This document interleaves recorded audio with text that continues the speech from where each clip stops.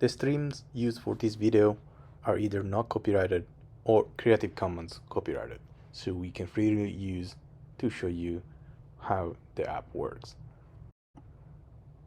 When you see a cover with the real title, it doesn't mean that we are playing that title.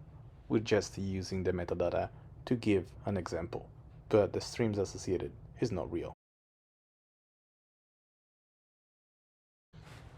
In this video, I want to show you how the multi-channels works. You're waiting for multi-channel since a long time, and now it's almost available on tvOS. We almost ended up working on it.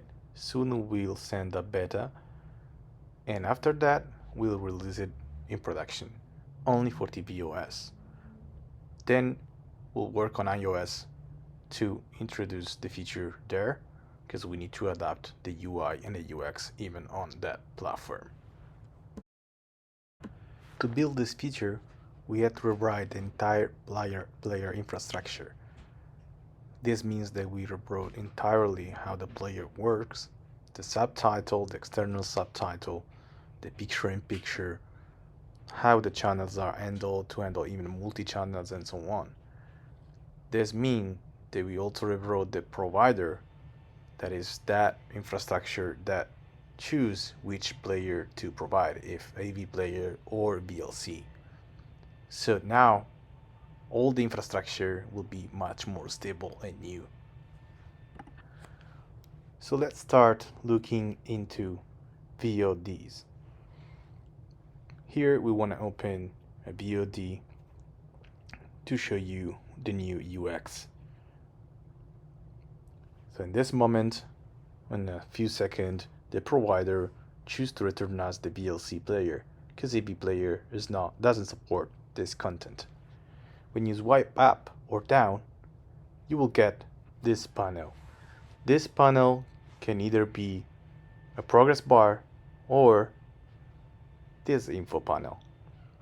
You can see that there is a new button that says from the beginning to start playing back from the beginning. And also we have duration and batch that indicates the frame rates and the quality of the video.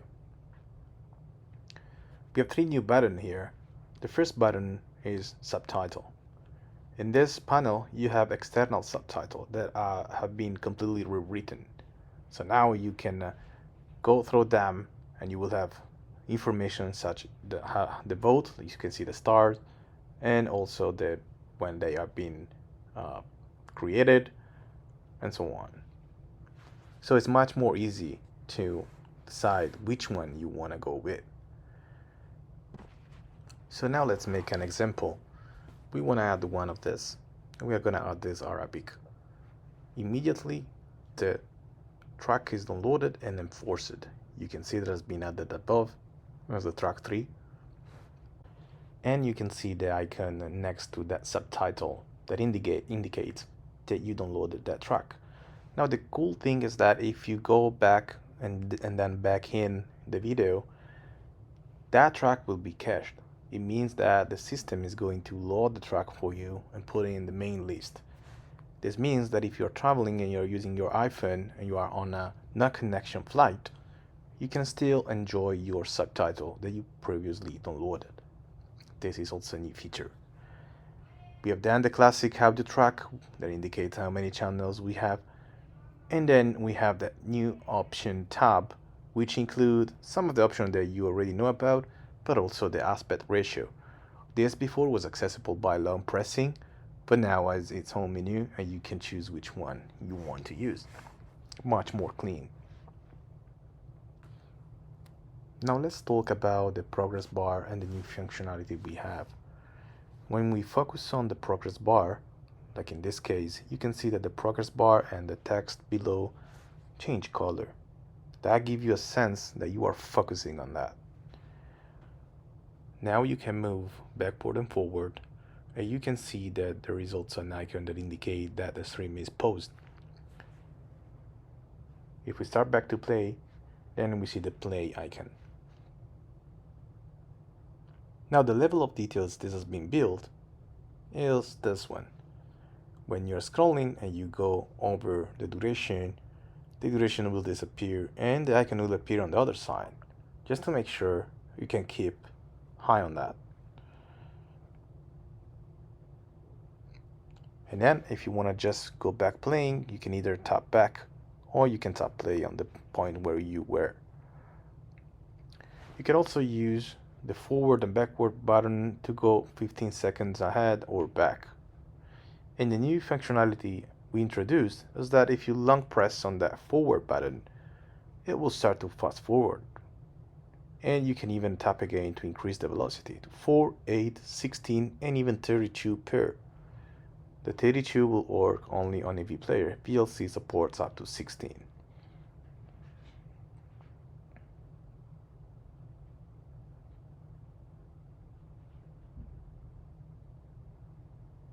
So this is how BOD works. Now let's talk about live. I know you're waiting for multi-channels.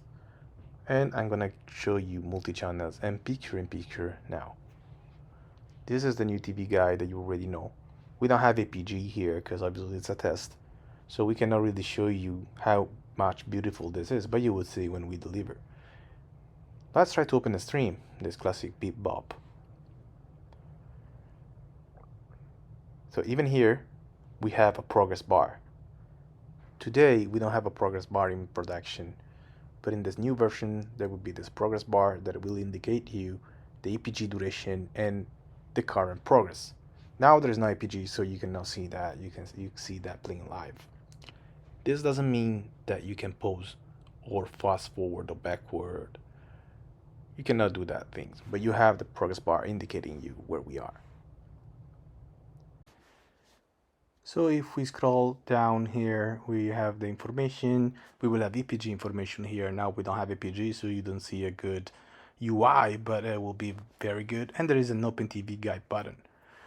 I will show you in a second what is OpenTV Guide.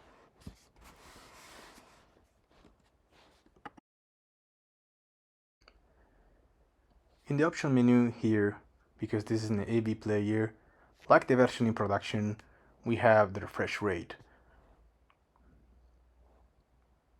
We also have speaker and video for the airplay, like for VLC, but VLC is only audio. This one is also video. This is also out in production. And now what I want to show you is finally the multi-channel. So first of all, let's start from this menu. When you long press, you will enter in this action menu and you will have change channel, show TV guide. When you tap on this button, you will have this new feature with the TV guide over player. This has been requested a lot, since now finally have the APG over player. And you can check all your APG, but also select a channel and change channel. You can also do zapping. So if you do left arrow on your remote control or right arrow, you will go up and down and you will be doing zapping. Today in production is a swipe, but now we have only the arrow, which is much better. We also have this title at the top appearing quickly when you change channel and do zapping, and it will contain the title, but also the APG title when you have APG. So now let's long press again to enter in our menu and do add channel. Now here we don't need to enter in any multi-channel view or something. Everything is automatic. When you add a channel, this view will become a multi-channel. And you can see that we have this red rectangle around the stream. That means that you are listening to that stream. If you go on the other one, it will start playing the audio for the other stream. But it's not ended here. We can add as much as we want. We now have a limit to 8 players just because the app is going to crash otherwise. The system indeed doesn't allow you to use too much memory or use too many players. But you can add more than 3. If you tap on one of them, you will enter in full screen and you can interact with everything. This is super cool. With just a tap, you can go back and go back to your theater. This will help you to focus on what you want to focus. Now let's try to add a couple of more channels.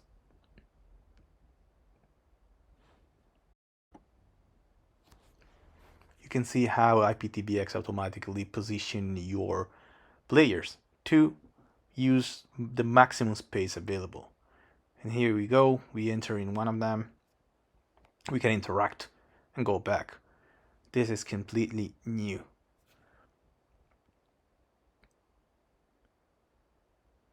Now we can also remove a channel.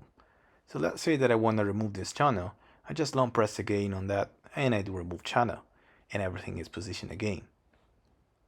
But it's not ended here. Now we are in a full screen and we want to peep this channel. We just tap on the peep button and we will have it there. But there is something super cool. There is no app doing this at the moment. When you tap on the back peep, you will enter in your theater. So all your previously added channel won't be lost. This is insane. Let's see another very cool scenario where you're watching a full screen and you want to pip it. And then you open another channel. Cool, right? So at this time, if you check the peep button on your full screen player, you will see that as a particular icon. It's a swap icon. When you tap on that, it will swap the two stream. And guess what? If you tap back on your theater, you will get back your channel while there is another peep. This is insane. Nobody is doing this. But we want to deliver you the best, and this is what you get when you use our app. And subscribe. These features are available for all our full users, full subscribers, for no extra cost.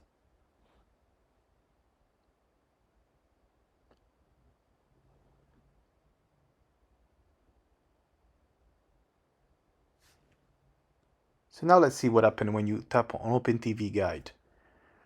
It's going to show you again the APG. You can easily navigate through that.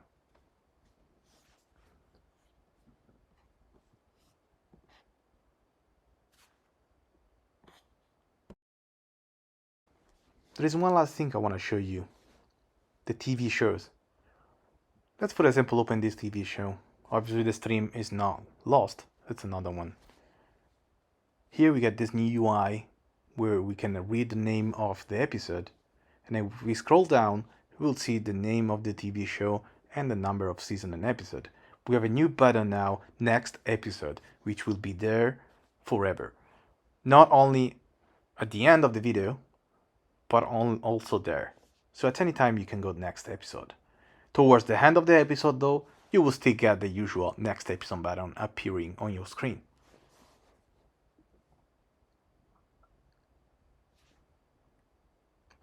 And this is pretty much all I want to show you today. So to recap, we saw the multi-channel, we saw the full screen, the picture-in-picture, the swap picture-in-picture, the APG overplayer, the new infrastructure, and the new next button, the new progress bar, the new functionality to go up and down with the progress bar and fast forward.